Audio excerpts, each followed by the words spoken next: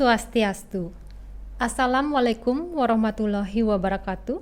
Shalom, nama budaya, salam kebajikan untuk kita semua. Halo sahabat religi, bertemu lagi bersama kami di Surya Podcast, Suluhan Rohani dan Layanan, Melaju Maju, Umat Rukun Indonesia Maju.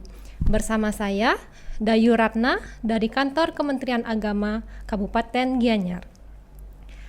Pada kesempatan yang berbahagia ini, Surya Podcast kedatangan tamu, salah satu penyuluh agama Hindu Kabupaten Gianyar, yakni bersama Bapak Iketut Intanaya. Om Swastiastu, Pak Ketut. Om Swastiastu. Bagaimana kabarnya hari ini? Baik-baik Dayu. Langsung saja Pak Tut. Kebetulan untuk Sabtu ini tanggal 18 Mei 2024, umat Hindu akan merayakan Hari Suci Tumpak Uye atau yang lebih dikenal oleh masyarakat Tumpak Andang. Nah, sebelum lanjut membahas mengenai Tumpak Uye, saya ingin bertanya, apa sih sebenarnya makna tumpak itu dan apa yang harus kita lakukan pada saat merayakan Hari Tumpak? Silakan Pak Tut. Terima kasih Dayu. Om Swastiastu. Kepada sahabat religi yang saya hormati dan pada umat sedharma yang saya juga hormati, dalam kesempatan yang berbahagia ini kami akan menegaskan kembali, mensosialisasikan kembali tentang rayanan umat Hindu, yaitu yang mana tadi sudah disampaikan oleh Dayu, adalah hari suci, yaitu Tumpak Uye yang akan datang ini. Pada kesempatan yang baik ini, apa yang jadi pertanyaan Dayu, mengapa itu tumpak, bagaimana kita harus lakukan, kan begitu ya. Arti dalam tumpak ini pada umat sedharma supaya tahu adalah yang datangnya setiap 6 bulan sekali, yaitu berdasarkan Paukon. Itu kalau kita cari dari urat katanya, yaitu berdasar tumpak adalah dari metu dan pek. Artinya metu adalah suatu pertemuan dan pek adalah akhir. Jadi pertemuan di sini antara Saptawara dengan Pancawara. Pancawara adalah Kliwon, Saptawara adalah yaitu adalah Saniscara. Artinya pertemuan Saptawara dengan Pancawara, Kliwon dengan Saptawara itu, Saniscara itu, yaitu namanya tumpak. Tumpak ini adanya 6 dari umat sedharma, yaitu pertama tumpak landep, yang kedua itu tumpak wariga, yang ketiga yaitu tumpak kuningan, yang keempat yaitu tumpak lurut, yang kelima barulah tumpak uye atau tumpak andang, yang terakhir adalah tumpak wayang. Nah, dalam kesempatan ini saya akan menegaskan kembali pada umat sedharma bagaimana seharusnya kita melaksanakan tumpak ini. Tumpak adalah suatu hari suci umat sedharma, yaitu diususkan kepada peliharaan kita, baik yang disembelih maupun yang dipelihara. Ini sesuai dengan kitab suci Lontar Sudigamo. Di sana disebutkan bahwa kita adalah mengucap puji syukur terhadap artinya ternak kita yang dipelihara. Dan di sana disampaikan dalam Lontar, dewa yang bertanah ini adalah dewa Siwa Pasupati dan lain ada Reangon, dewa pengembala dari binatang itu. Pada kesempatan yang baik ini kita sepatutnya melaksanakan persembahan menakan puji syukur terhadap beliau, yaitu Siwa Batu Pasti dan lain adalah Dewa Rariangon. Artinya dewa dari ternak atau hewan atau binatang tersebut. Dan bagaimana seharusnya kita pada tumpak ini? Tumpak Uye ini. Kalau lihat dari tumpak anang artinya adalah suatu kurung atau belenggu atau pengendalian supaya nanti kita tidak pikiran dilihat. Karena pada hari itu disimbolkan uripnya adalah 7. Mengapa 7?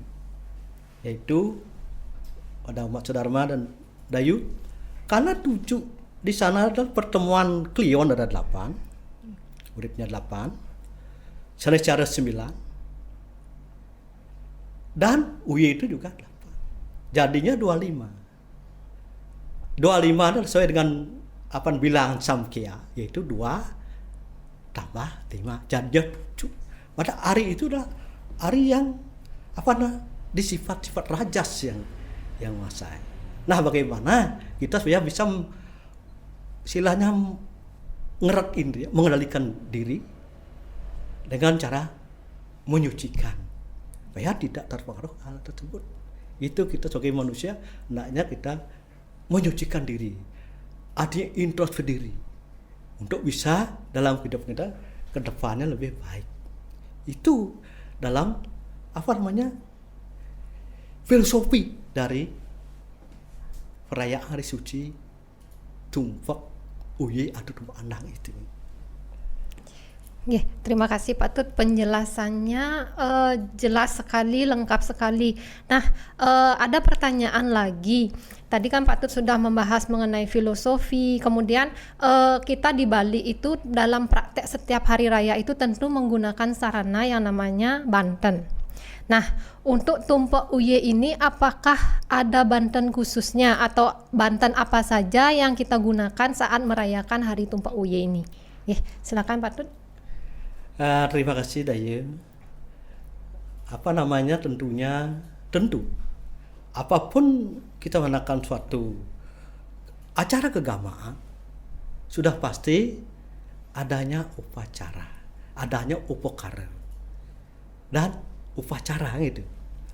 Nah, dalam Tumpak Anang ini tentu kita mengadakan upacara.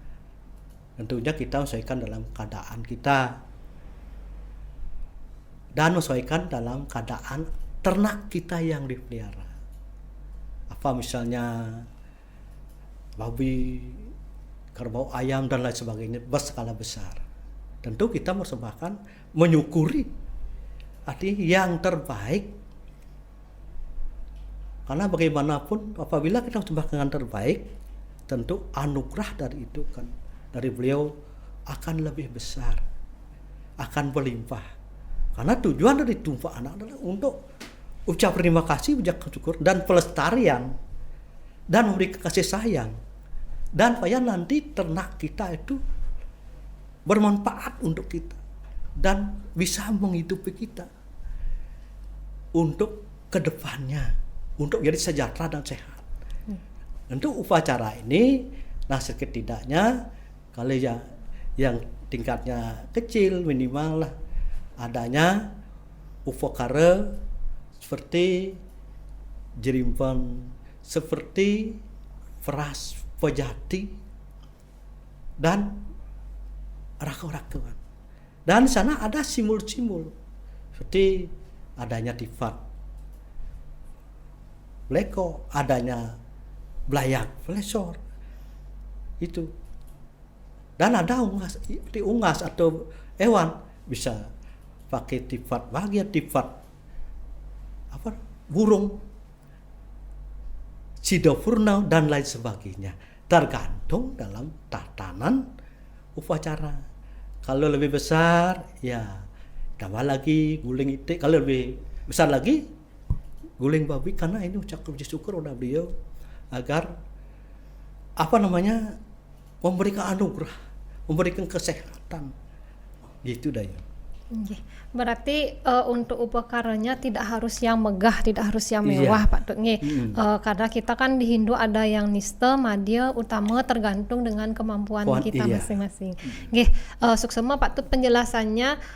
Tadi Pak Tut sedikit menyinggung mengenai tujuan dari Tumpok Uye ini untuk mendoakan semoga ternak yang kita pelihara itu bisa berjalan dengan lancar, kemudian bisa tumbuh dengan baik, kemudian itu akan mempengaruhi dengan keadaan ekonomi si Iya. peternak itu. Iya. Berarti bisa ya berkaitan dengan apa yang dicanangkan oleh Menteri Agama terkait dengan SE nomor 2 tahun 2024, di mana salah satunya pemberdayaan ekonomi, penanggulangan kemiskinan. Iya. Jadi bisa kita terapkan pelaksanaan Hari Tumpok Uye ini untuk mendoakan Iya. segala macam ternak, hewan peliharaan semoga tumbuh dengan baik sehingga memperbaiki ekonomi Iya. dari masyarakat yang memiliki ternak. Kurang lebih begitu ya Iya. Pak Tut. Nggih. Di samping itu juga Dayu dalam pelestarian lingkungan.